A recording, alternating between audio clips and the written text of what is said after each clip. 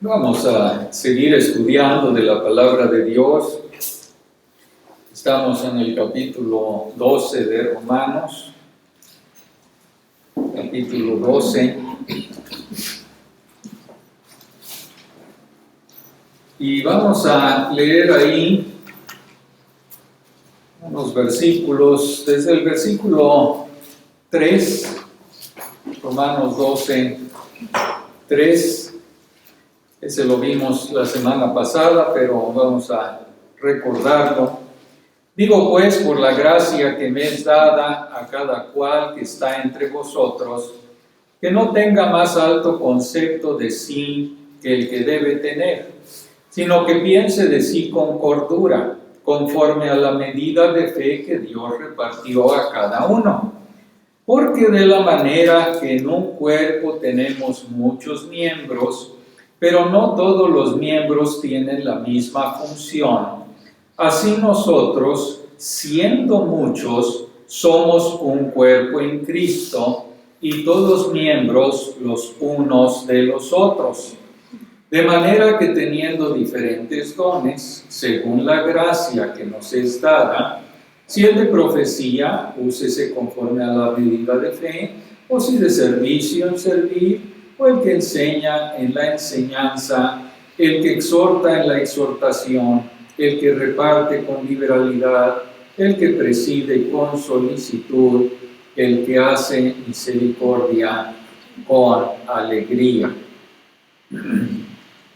Esta mañana yo quiero centrarnos en los versículos 4 y 5, porque de la manera que en un cuerpo tenemos muchos miembros, pero no todos los miembros tienen la misma función, así nosotros, siendo muchos, somos un cuerpo en Cristo y todos miembros los unos de los otros. Este versículo nos dice cuánto nos necesitamos unos a otros. Perdón. ¿Cuánto nos necesitamos unos a otros? Ahora, a menos de que ustedes sean aficionados a los aviones, probablemente nunca reconozcan el nombre de Charles Lawrence. Yo creo que se acuerdan muy bien de Charles Lindbergh, que fue el que cruzó por primera vez todo el océano Atlántico desde Nueva York hasta París. Ese fue Charles Lindbergh. Pero si ustedes no son aficionados, no recuerdan el nombre de Charles Lawrence. Charles Lawrence hizo el motor de ese avión de Charles Lindbergh. Sin ese motor, nunca hubiera atravesado el Atlántico en 1927 Charles Lindbergh, ¿verdad? Pero después de ese vuelo de Lindbergh a través de todo el océano Atlántico, los amigos de Lawrence, el que había hecho el motor, estaban haciendo una cena en honor de él y le daban mucha atención y lo felicitaban y todo. Pero él en esa cena hizo un comentario muy humilde. Él se refirió a Paul Revere. Paul Revere era el que hizo esa cabalgata muy importante en los Estados Unidos, una cabalgata a medianoche para avisar a las tropas de Estados Unidos que llegaron los soldados británicos a las costas de Estados Unidos. Entonces él cabalgó toda la noche, se llama la cabalgata de medianoche de Paul Revere. Pero aquel hombre, Lawrence, decía, pues esto es bonito, lo aprecio mucho, pero ¿quién ha oído hablar del nombre del caballo de Paul Revere? Todos habían oído hablar de Paul Revere, pero ¿quién había hablado del caballo? Él estaba siendo humilde en su comentario, y es exactamente la humildad que debemos tener en las asambleas de creyentes. dentro de la iglesia de Cristo, el cuerpo de Cristo. Algunos miembros, como Charles Lindbergh, son prominentes y llaman la atención por sus grandes dones, ¿verdad?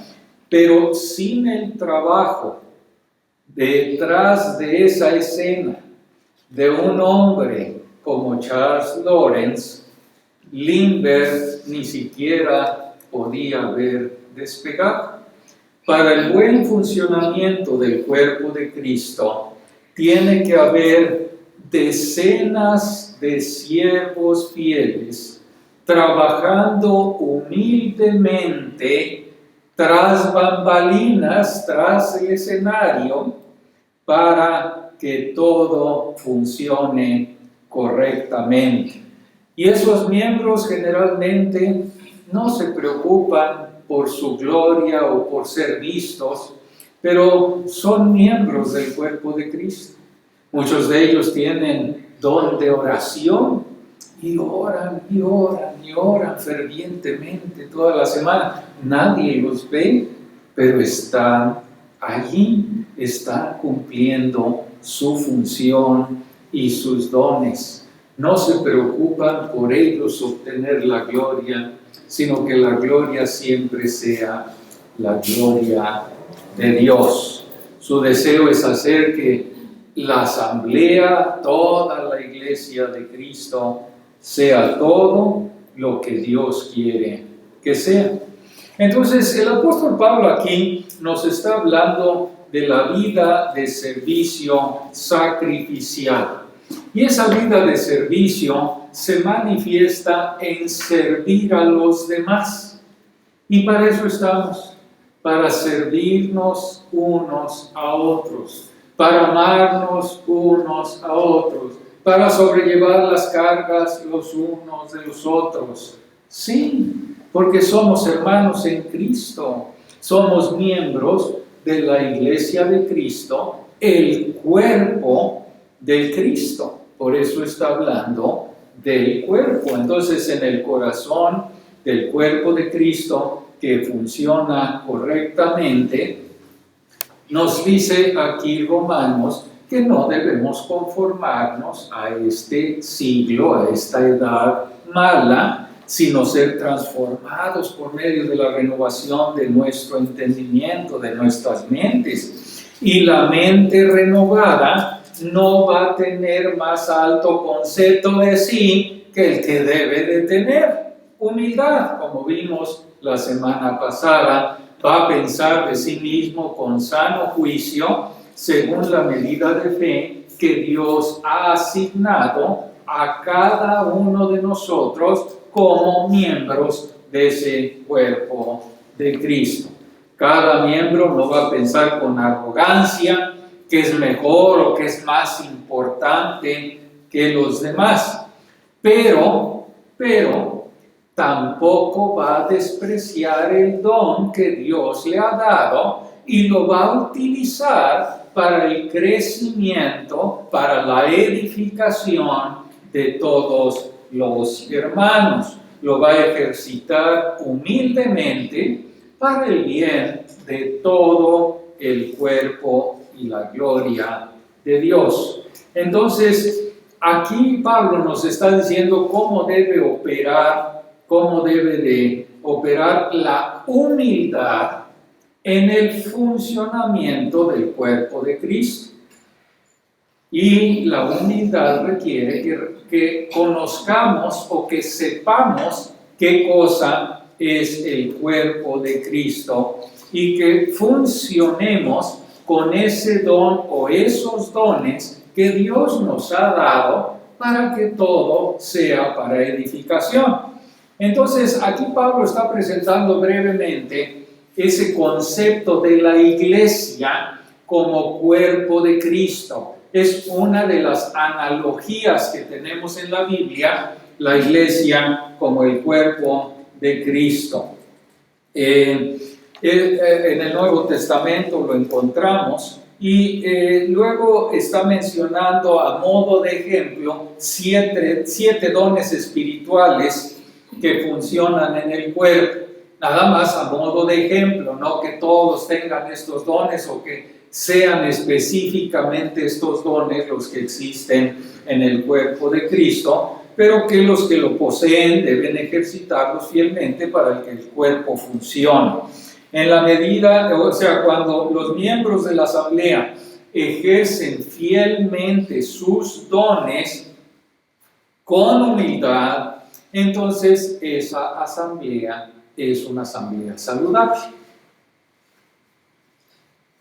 La humildad requiere que reconozcamos que funcionamos dentro del concepto del cuerpo de Cristo.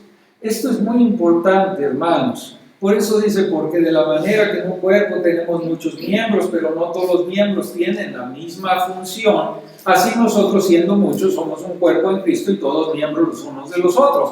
O sea, está explicando ese versículo 3.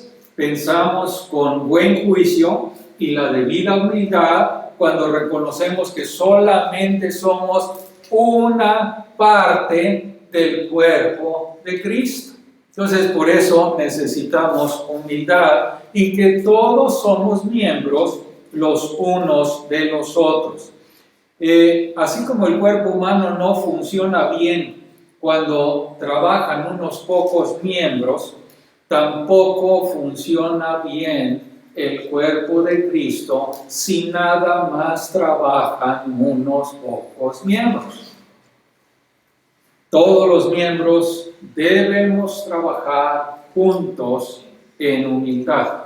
Entonces, esta analogía de la iglesia como el cuerpo de Cristo nos implica aquí 5 verdades. La primera verdad es que el cuerpo de Cristo es una unidad orgánica. Está compuesta por diversos miembros, ¿sí? La iglesia es la comunidad de todos los que creen en el Señor Jesucristo en la era del Nuevo Testamento. Eso es bien importante. La iglesia son todos los creyentes del Nuevo Testamento desde Pentecostés hasta este momento. Todos los creyentes formamos la iglesia de Cristo, el cuerpo de Cristo. No Israel del Antiguo Testamento, no lo confundamos, eso no es la iglesia de Cristo. La iglesia de Cristo son los creyentes de la era del Nuevo Testamento. Los teólogos del pacto amplían la iglesia y meten ahí también a los creyentes del Antiguo Testamento. Pero si nosotros lo vemos realmente, hay muchas distinciones importantes entre Israel del Antiguo Testamento y la iglesia del Nuevo Testamento. Es cierto, una sola vez se le llama iglesia o eclesia a la congregación en el desierto cuando estaba Israel en el Antiguo Testamento. En el Nuevo Testamento nada más una vez en todo el Nuevo Testamento, en Hechos 7:38, se le llama eclesia o la congregación en el desierto, pero existen distinciones muy importantes. ¿Por qué? La primera, Israel era un grupo étnico, eran judíos, ¿sí? Era formado por creyentes judíos y no creyentes judíos, ¿sí? Incrédulos, creyentes, eran judíos del Antiguo Testamento, pero esos era Israel, a ellos se les llamaba Israel. Pero la iglesia solamente son creyentes en Cristo. Gran diferencia, ¿verdad? Gran diferencia. En su sentido más verdadero, la iglesia solamente está formada por creyentes. No hay incrédulos en el cuerpo de Cristo, en la iglesia de Cristo. No hay, no existe. Es la verdadera iglesia. En Israel, incluso aquellos que creyeron en el Antiguo Testamento, nunca son descritos como que pertenecen al cuerpo de Cristo. Nunca. La iglesia en este sentido nació en el Pentecostés, cuando el Espíritu Santo bautizó a todos los que creen en Cristo en el cuerpo de Cristo. Por cierto, eso es el bautismo del Espíritu Santo. No lo confundan con todas estas cosas que vemos ahora. El bautismo del Espíritu Santo quiere decir que bautiza al que cree, es ponerlo dentro del cuerpo de Cristo. El poner dentro a ese creyente dentro del cuerpo de Cristo es el bautismo del Espíritu Santo. Nada más. No implica otra cosa. Es que como crees, ahora eres parte de la iglesia de Cristo.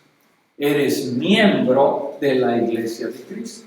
Ese es la pertenencia, por pertenecer a Israel, pues era por el nacimiento físico.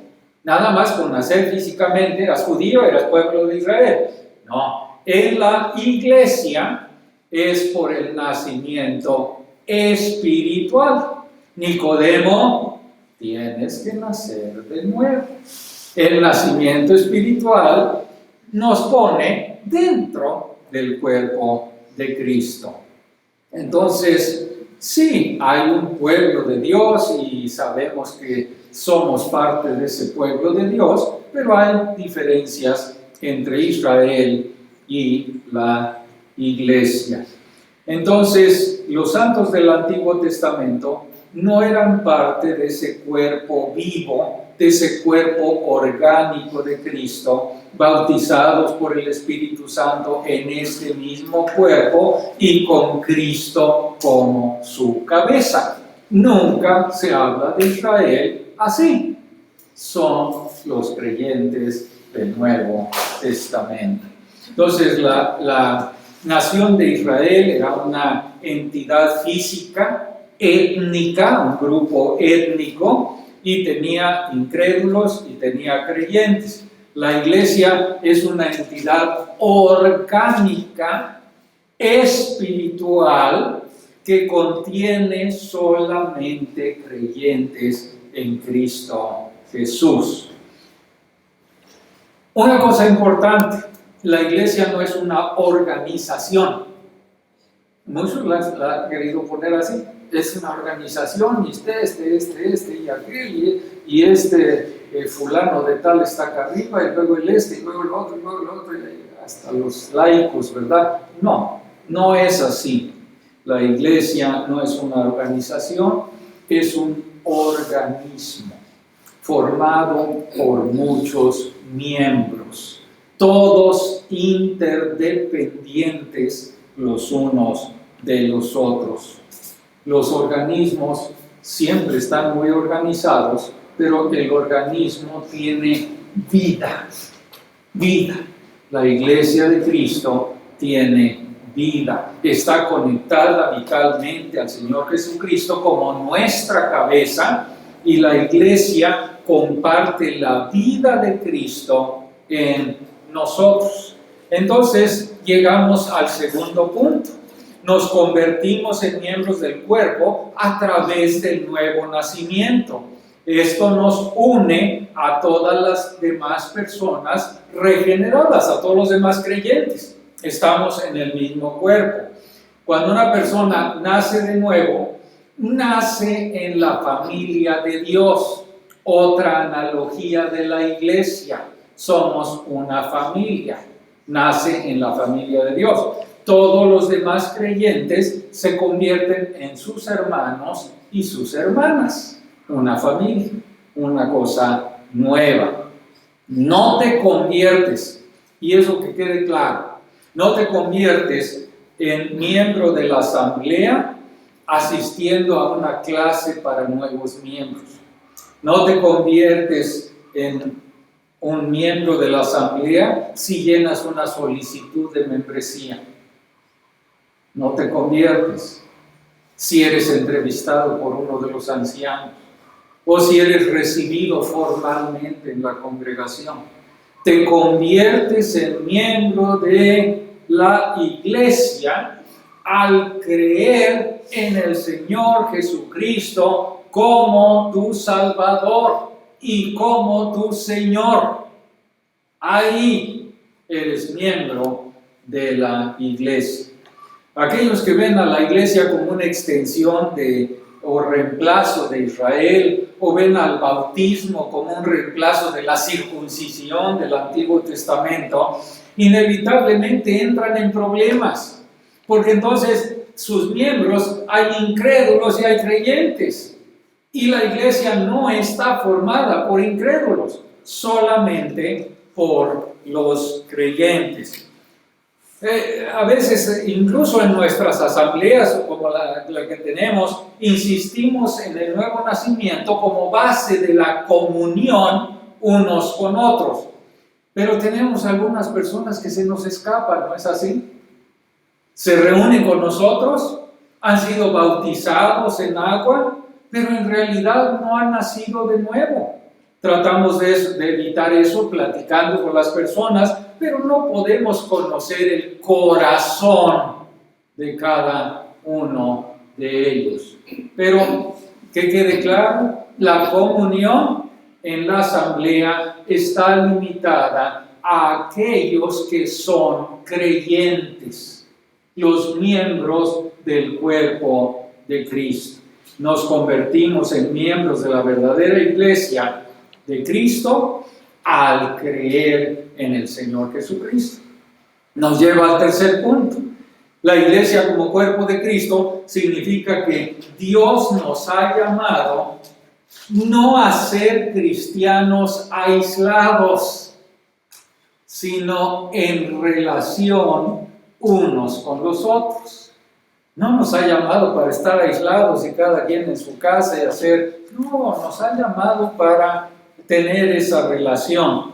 La asamblea, hermanos, y esto cómo lo tenemos que decir fielmente, no es un lugar al que vienes como si lo hicieras cuando vas al teatro y vas a ver un espectáculo y luego te vas de ahí sin interaccionar con ninguno de los asistentes. O la asamblea no es ir a la clase como si fuéramos a la clase de estudiantes de la universidad y puedes conocer a uno o dos estudiantes y pues saludarlos después de la clase y ya te vas a tu casa. Nada más vienes a escuchar la conferencia y luego sigues tu propio camino. La iglesia es un cuerpo. La asamblea es un cuerpo. O sea, toda la iglesia desde Pentecostés hasta la actualidad es un cuerpo. Y eso implica que tenemos que tener mucho más contacto los unos con los otros, interaccionar unos con otros. Miren, un cuerpo no va a funcionar bien cuando sus miembros no están conectados entre sí. ¿Qué quiero decir con eso? Mis dedos funcionan porque están conectados con mi mano. Y esta mano funciona porque está conectada con mi brazo. Y este brazo está funcionando porque está conectado con mi cuerpo. Y todo lo demás tiene que estar vitalmente conectado con mi cabeza. Entonces, la asamblea, por ejemplo, la asamblea primitiva en Jerusalén es modelo. Tenía miles de miembros. Se reunían en el templo para escuchar la enseñanza de los apóstoles, pero también nos dicen Hechos que se reunían de casa en casa para interactuar a un nivel más profundo. El principio del cuerpo significa que necesitamos desarrollar relaciones con los demás hermanos en Cristo con el propósito de crecer, de edificarnos unos a otros. Bueno, como ustedes saben, los mexicanos tendemos a ser muy individualistas, ¿verdad? Admiramos al tipo fuerte, independiente, que puede hacerlo todo solito él. Y depender de la ayuda de otros es un signo de debilidad. Pero como cristianos necesitamos ir en contra de esta tendencia. Hay un sentido, sí, en que cada creyente debe llevar su propia carga, ser responsable de su propio crecimiento espiritual, pero hay otro sentido, y ese está en Gálatas 6, en el que debemos llevar las cargas los unos de los otros. Porque somos miembros los unos de los otros. Nos necesitamos unos a otros para crecer. ¿Y saben también para qué nos necesitamos unos a otros? Para resistir al enemigo. ¿Cómo nos necesitamos para resistir al enemigo? Pero admitirlo y practicarlo requiere siempre de ser humildes. Jim Gates escribió un libro que se llama Edificándonos unos a otros, y él ponía todos esos unos a otros que están en la Biblia. Yo no sé si ustedes lo han meditado, porque siempre habla la Biblia los unos a los otros, los unos a los otros, los unos a los otros. ¿Qué nos dice Romanos? Nos dice miembros los unos de los otros. Romanos 12:10 dice amaos los unos a los otros. Romanos 12:10 dice prefiriéndoos los unos a los otros. Romanos 15:5 dice sentir lo mismo unos para con los otros. Romanos 15:7 dice recibíos los unos a los otros. Romanos 15:14 amonéstense unos a otros. Romanos 16 saludaos unos a otros. Gálatas 5 servíos por amor los unos a los otros. Qué hermoso es servir por amor a los demás hermanos. Sobrellevar las cargas los unos de los otros, dice Gálatas 6, soportándoos con paciencia los unos a los otros en amor. Someteos unos a otros, dice, en el temor de Dios, dice Efesios. Animaos unos a otros, edificaos unos a otros. ¿Ven cómo nos necesitamos, hermano? ¿Ven cómo nos necesitamos unos a otros? Tengan en cuenta que esta referencia, la gran mayoría están en Romanos. Y todos ellos nos muestran el amor que debemos tener entre los hermanos, los unos por los otros.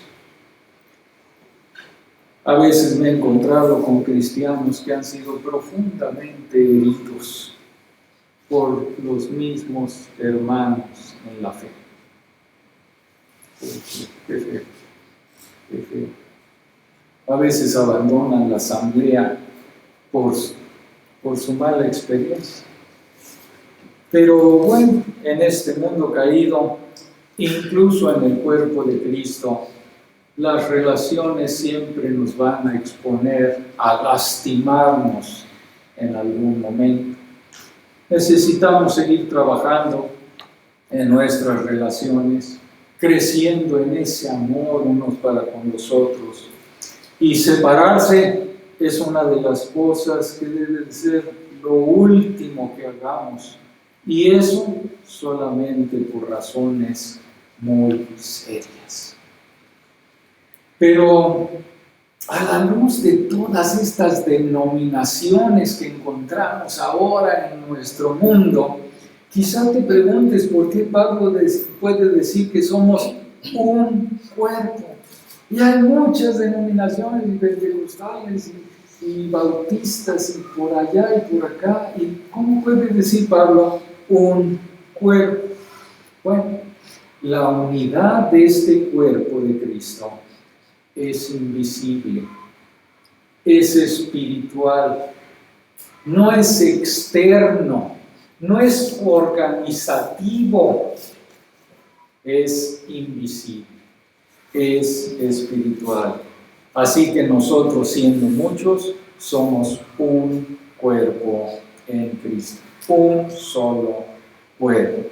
Ahora necesitamos pensar muy bien, cuidadosamente, lo que esto significa, porque algunos hermanos sienten la presión de unirse en algún intento de unir a varias asambleas aquí y allá y estar unidas todas estas asambleas, y ahí ha entrado mucho el ecumenismo, que vemos este movimiento ecuménico que alberga muchas asambleas de diferentes denominaciones a través de organizaciones como el Consejo Mundial de Iglesias o el Consejo Nacional de Iglesias, pero en sus declaraciones de fe que ellos ponen ahí, pues en la superficie suenan bien, pero en la práctica están dando la bienvenida a denominaciones liberales,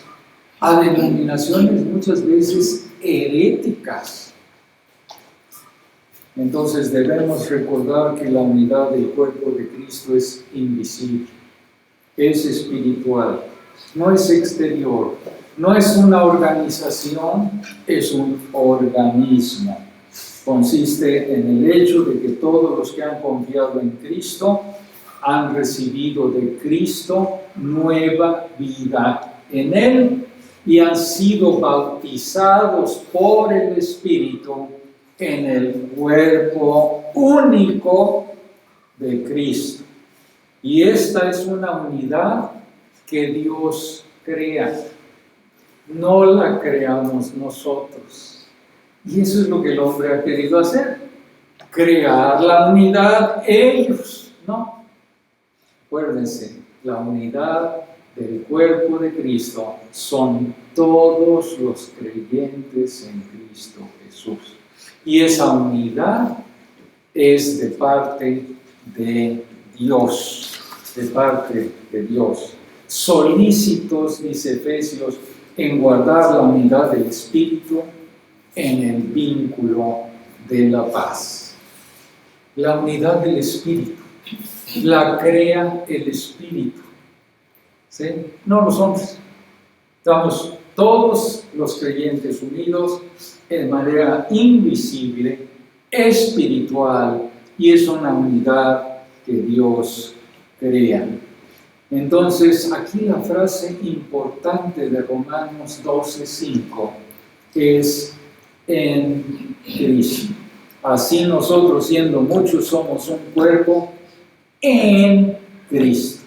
Solo estamos unidos con aquellos que están verdaderamente en Cristo a través del nuevo nacimiento, y esta es una unidad espiritual, es una unidad interior, y debemos de esforzarnos por mostrar esa unidad exteriormente también a través del amor los unos con los otros y en la cooperación los unos con los otros.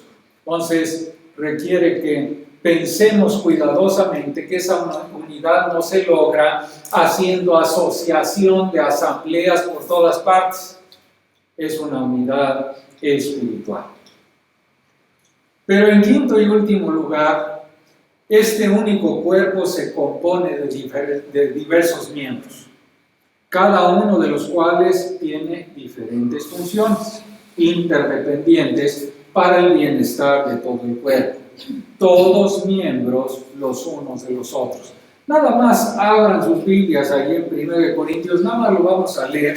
1 Corintios capítulo 12 y el versículo 14. 1 Corintios 12, versículo 14. Para que vean cómo el cuerpo se compone de diferentes miembros, cada uno de los cuales tiene diferentes funciones. Dice 1 Corintios 12, 14. Además, el cuerpo no es un solo miembro, sino muchos. Si dijera el pie, porque no soy mano, no soy del cuerpo, por eso no será del cuerpo. Si dijera la oreja, porque no soy ojo, no soy del cuerpo, por eso no será del cuerpo. Si todo el cuerpo fuese ojo, ¿dónde estaría el oído? Si todo fuese oído, ¿dónde estaría el olfato? Mas ahora Dios ha colocado, ¿quién? Dios ha colocado los miembros, cada uno de ellos en el cuerpo, como Él quiso, como Él quiso. Porque si todos fueran un solo miembro, ¿dónde estaría el cuerpo? Pero ahora son muchos los miembros, pero el cuerpo es uno solo. Ni el ojo puede decir a la mano, no te necesito, ni tampoco la cabeza a los pies, no tengo necesidad de vosotros. Hasta ahí. ¿Qué quiere decir? Todos necesitamos de todos. No importa si el don es muy visible o el don no se ve. Todos necesitamos de todos. Eso es lo importante. El ojo no puede decir a la mano, no te necesito. Ni la cabeza, los pies, no tengo necesidad de vosotros. Somos interdependientes. Nos necesitamos unos a otros para que el cuerpo funcione bien. Se necesita unidad para reconocer esto y hacer que funcione. Porque nuestro orgullo muchas veces nos dice que queremos ser independientes. O, no, yo quiero ese don que él tiene, porque es el don que más se ve. No, es como Dios quiso, como el Espíritu quiere. Y cada don en la asamblea es tan importante como todos los demás. Todos son importantes y todos somos interdependientes. Todos para el buen funcionamiento del cuerpo. En Estados Unidos, creo que viene desde Inglaterra, están acostumbrados a decir, vamos a hacer la iglesia. Vamos a hacer la iglesia. Y cada niño chiquito, yo lo aprendí desde que era chiquito, decía, esta es la iglesia. Claro que nosotros le decimos asamblea. Esta es la asamblea. Este es el campanario. Abran las puertas y vean a todos los creyentes. ¿Sí? Ese es algo que se hacía desde hace muchos años, lo aprendí. Pero leí una historia muy conmovedora. Durante la escuela bíblica de vacaciones, una mujer que enseñaba la clase fue interrumpida 1 hora antes de que finalizara la escuela dominical, la escuela bíblica de vacaciones, perdón, y trajeron un niño nuevo, y ese niño solamente tenía un brazo. La maestra no sabía por qué había perdido el brazo, no tenía detalles, porque cómo se había este niño ajustado a su discapacidad, pero estaba nerviosa, estaba temerosa de que uno de los niños de ahí comentara algo acerca de aquel que no tenía su brazo. Ella temía que lo avergonzaran, ¿verdad? No tuvo oportunidad de decirles nada porque llegó a la escuela y ahí estaba ese niño. Entonces, cuando la clase ya llegó a su fin, sin incidentes, ella comenzó a relajarse. Y entonces le dice a todos los niños que estaban ahí, bueno, vamos a terminar la clase, la ceremonia de clausura, vamos a hacer nuestras asambleas. Hagamos, aquí está la iglesia, aquí está el campanario, abran las puertas, y cuando se da cuenta que ella es la que está haciendo las cosas, que sus propias acciones la golpearon, lo mismo que había temido que hicieran los niños, ella lo había hecho. Después de una pequeña pausa, sin palabras, la niña que estaba sentada junto a ese niño que no tenía el brazo, extendió su mano izquierda para que el niño pusiera su mano derecha y dice: David, vamos a hacerlo juntos. Hagámoslo juntos. ¡Qué maravilla! Sin saberlo, esa niña nos da una hermosa imagen de cómo se supone que funciona el cuerpo de Cristo. No debemos dejar que la persona con una mano, con arrogancia, sepa que nosotros tenemos dos y que ella no puede hacer lo que nosotros hacemos. Cada quien tiene su don. Cada quien debe ejercerlo en la asamblea para la edificación de los hermanos, reconociendo nuestra unidad como miembros del mismo cuerpo y nuestra interdependencia. Dependemos unos de otros como diferentes miembros del mismo cuerpo. Nos unimos unos a otros y decimos: hagámoslo juntos, hagámoslo juntos.